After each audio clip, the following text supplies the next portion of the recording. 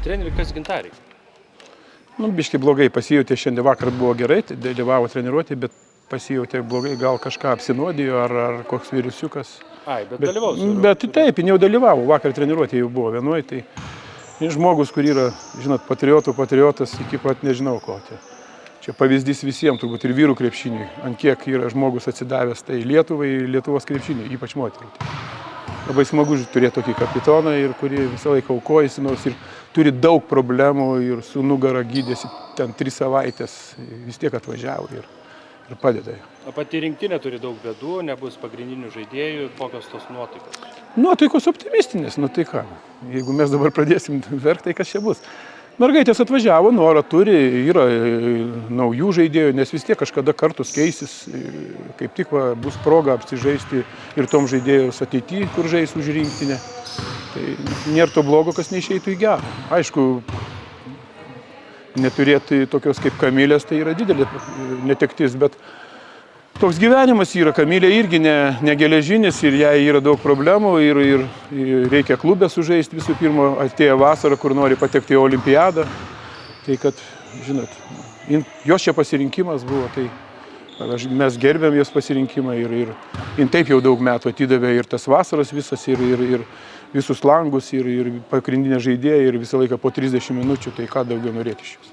Treneriai buvo toks, kolegos labai taip jautriai sureagavo po to, kai paskelbė, kad nebus Kamilės. Aš ten kolegos sureagavo, taip aš tik paprasčiausiai... Bet po to pamatė, kad žaidžia klube, tai tiesiog gal gali pakomentuoti truputėlį situaciją. Ne, paprasčiausiai, žinai, kaip tau pasako, nebus, tai vis tiek kažkas ten, nėra tokio šoko, bet nemalonu paprasčiausiai. Tu planuoji, tu, žinot, žiūri, jau planuoji, ieškai kažkokius derinius specialiai žaidėjui, nes vis tiek atvažiuoja lyderiai, tu statai žaidimą ant lyderio, tų lyderių nebėra, tau reikia viską vėl iš naujo, kažką tai žiūrėti, kitokius variantus, akcentus kitur dėti deriniuose, žinot. Tai yra, aišku, nemalonu. Kam malonu yra tam, pavyzdžiui, prarasti kokį Valančiūną arba Sabonį. Tai tas pats ir pas mus. Prarasti tokią Kamilę arba tokią Gintarę, tai čia yra didelė. Arba Laura Juškaitė, tai čia didelė netektis būtų. Ar gali būti taip, kad Kamilė apskritai galbūt jau nebeišvysim su moterų rinktinės marškinėliais? Vasarą išvysim 3-3. O paskui žiūrėsim, kaip pas ją skauda, sakė, ir achilai pradeda skaudėti. Vis tiek amžius daro savo, vasaros įtemptos, tos 3-3, ten visai kitos dangos kartais būna kietesnės, žinot, visko yra. O tą svajonę atmesti olimpiadus, tai, man atrodo, kiekvieno sportininko yra svajonė patekti į olimpiadą. Ir ji nori patekti, tos mano mergytės, kurios čia irgi sportuoja kibirkštį ir dalyvauja už rinktinę, irgi tą patį norą turi, tai žinot, Tai tik duok Dieve, kad Lietuvos krepšininkės patektų į tą olimpiadą. Čia mes visi džiaugtumėm. Bet dėl Kamilės, ar bus ateityje, neaišku? Aš galvoju, kad bus. Aišku, gal bus. Kamilė netoks, bet žinokit, jin vis su kiekvienais metais vis geriau žaidžia. Dabar paskutinės rungtynės pažiūrėjau, net džiaugiasi širdis, kaip jin žaidžia. Jin ir ten yra lyderis, ir baržai, ir snaiperis, ir žaidėja, kur žaidžia daug ir gerai. Pasaka, ir skaito žaidimą labai gerai, ir skaito žaidimą puolime ir gynyboje. Čia toks, žinot, toks perliukas mūsų irgi jau, tik tai norėtųsi, kad dar aišku jį sužaistų, bet aš galvoju, kad sužais dar.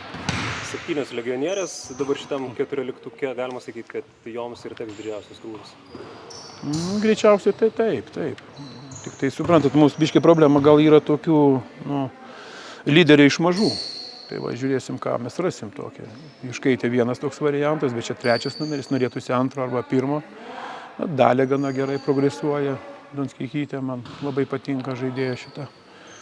Tai iš jos laukiama gero žaidimo, to užgreitinimo žaidimo, žinot, greito žaidimo, geros gynybos, nes žaidėjas, kuris labai greitas kojas turi ir gerą supratimo žaidimo, kūrėja gera, tai ir iš jos gero žaidimo aplamai dar Šulskė gali vis tiek turi patirti įeiti kaip lyderė kažkur. Tik tai irgi problema biškis Šulskė turi tas mikrotraumas. Moteriškė ir jai irgi sunku ir mes dabar kibirkštį kartu ir sportuojam ir ne visą laiką gali net per mūsų varžybas ten sužaisti pilną jėgą, pusę jėgo žaidžia, bet vėl tam priimeta tokios situacijos, mes vienas buvom ir Europos taurėje nusijėmė ją, nes ji nebegalėjo, ten sausgyslės skausmas buvo toks, kad negalėjo net žaisti. Na, dabar atvažiavo mūsų geri kineziterapeutai, kurie ėmėsi darbo ir, man atrodo, gal pastatys. Jūs tai užsuko į treniruotę, ar negazdino situacija, kad neaiški tokia yra? Justė Jocytė. Jai visas krepšinis Lietuvos prieš akis. Ir mūsų tikslas yra, kad tikint susitvarkytų sveikatai ir būtų maksimaliai sveika. Tai jos buvimas, tai reiškia mums irgi toks ir psichologinis yra, kad merginos visos palaiko tą komandą, serga už ją ir nori, kad tie rezultatai būtų geresni. Ir sakau, Jocytė irgi gyvena tą rinktinę, žinot, ir jie atvažiuoja ne vien, kad čia pasigydyti, bet ir palaikyti dar merginas. O čia vis tiek ateities lyderis yra mūsų. Žvelgiant laukiančias varžovės, kiek realu iš šito lango pasimti 2 pergalės? Viskas realu. Žinot, viskas realu, kaip mes žaisim, kaip mums seksis, aišku, čia, žinot, kaip mes atrasim lyderį. Na, va, žinot, kaip prarandi lyderį tokie kaip Kamilė yra skausmingas praradimas, čia neslėpsim, bet mes turim surasti lyderį, tas, kuris kažkiek pakeistų Kamilę. Kiek naturalizuotų žaidėjų Azerbaidžanas atsiveža? Oi, nežinau, turbūt labai daug, nes jie naturalizavosi iš Nefči ten tas 3, kur eina 3 prieš 3. Ir paskui jaunas tas turkės turi naturalizavę. Tai čia daug jaunų žaidėjų dar. Jie statėsi ir Europos čempionate tas turkės, ir tas treneris. Tai mes labai mažai turime informacijos. Daugiau žinome apie kai kurias žaidėjas, negu aplamai apie jų žaidimą, nes jos gal žaidė kažkur, bet niekur nenuplaukė jokia informacija. Dar treneri, kalbant apie mūsų komandą, turėjot porą treniruočių, kokį tokį pirminį vaizdą susidarėte apie komandą per tas kelias treniruotės? Jos visos atvažiuoja degančius norų žaisti už Lietuvą, pasiekti rezultatą ir kaip visą laiką tas didelis noras išeiti į finalus tos Europos čempionato. Tai jos su to tikslu ir atvažiuoja merginos ir tas noras visą laiką yra čia, žinot, čia papildomai motyvuoti treneriui kažką ateiti dar įkalbinėti, kad tu dirb geriau ar dar kažką. Jos pačios dirba, tik tai mūsų dabar kaip uždavinys, kad jos dar nepesitimtų per tą darbą, kad jos maksimaliai galėtų pilną jėgą išeiti ir dalyvauti varžybose ir siekti rezultatų. Dar treneri taip pat yra Justės auksinės kartos komandos draugė Gerda Rulušaitytė, kuri šį sezoną žaidžia labai gerą sezoną. Ir ar galim tikėtis, kad jinai sulauks šansų rinktinėje šiame lange? Tai šansas kiekvienas turi 12 žaidėjas. Kiekvienas žaidėjas, kuris patenka į 12, jau ypač kas prieš išeina aikštelės, yra pagrindinis žaidėjas. Ir tai čia nėra, kad jis jaunas ar senas. Yra komanda ir čia mes neskirstom, kad ten ta sena, o ta jauna.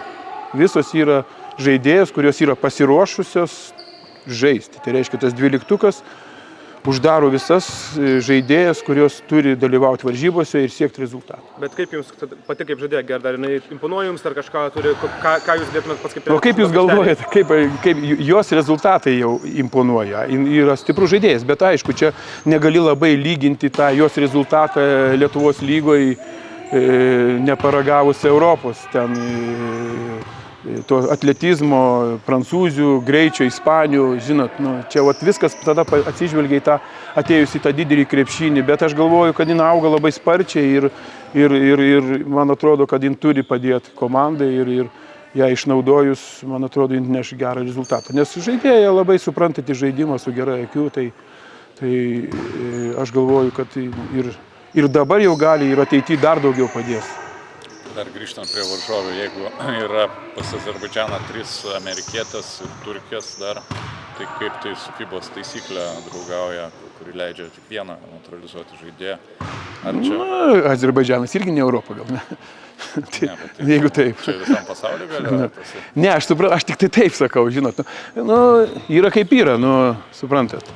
Jeigu neutralizuoti gali, aš nežinau, kiek gali neutralizuoti, aš nesikišau niekada ir aš atsimenu, kai dirbau kažkada su moterim ir Baltarusijoje, ten mums irgi siūlė kelis kartus neutralizuoti žaidėją, bet aš atsakau, ne, turi vietinę žaisti ir negali būti, kad ten neutralizuoji, tom gelbėjai kažkokį momentą savo krepšinį.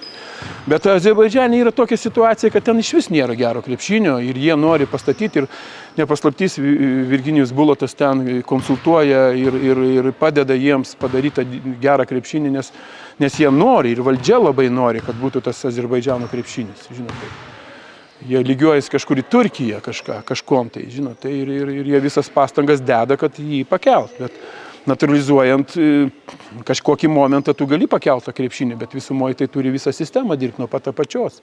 Tai kaip apačia dirbs, kaip sporto mokyklos dirbs, kaip tie vaikai bus įtraukti į krepšinį ir kokį jie rezultatą rodys.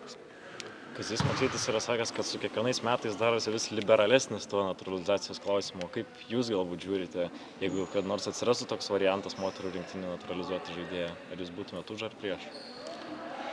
Mes tokie esam, žinot, gal taip negražiai skamba tas nacionalizmas, bet mes norim, kad mūsų mergaitė žaistų krepšinį. Mano nuomonė yra tai, kad kiekviena šalis, jeigu tu esi to šalies atstovas, tu turi už ją atstovauti. Bet ten, pavyzdžiui, lengviausių kelių, nusiperkant kai kurios žaidėjus siekti rezultatų, tai čia yra, nežinau, ar čia krepšinio vystymas. Gal kažkokiu momentu, gal tas populiarinimas, gal toks, bet visumoje nuo to krepšinis nepakils.